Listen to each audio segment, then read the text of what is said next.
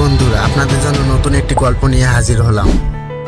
পুরাতন আব্দুল্লাহর খামার, একটি হৃদয়স্পর্শী ও শিক্ষণীয় ইসলামিক গল্প রচনা করলাম, যাতে আছে ধৈর্য, তাওয়াক্কুল, আল্লাহর উপর ভরসা এবং রিজিকের বারাকা।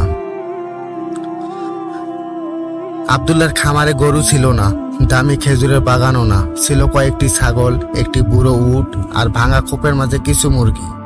তবু সবাই তাকে বলতো, এখানেই আল্লাহর বরকত দেখা যায়।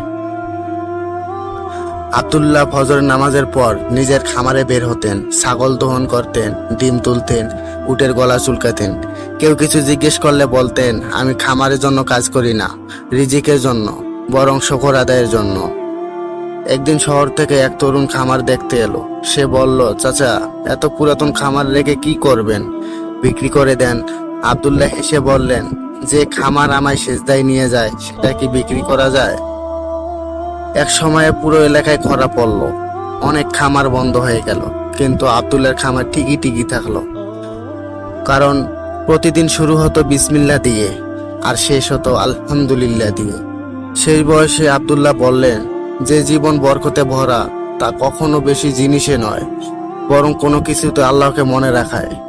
এই গল্প থেকে আমরা যা শিক্ষা পেলাম, কম রিজিক হলেও তা তাওয়াক্কুল থাকলে যথেষ্ট।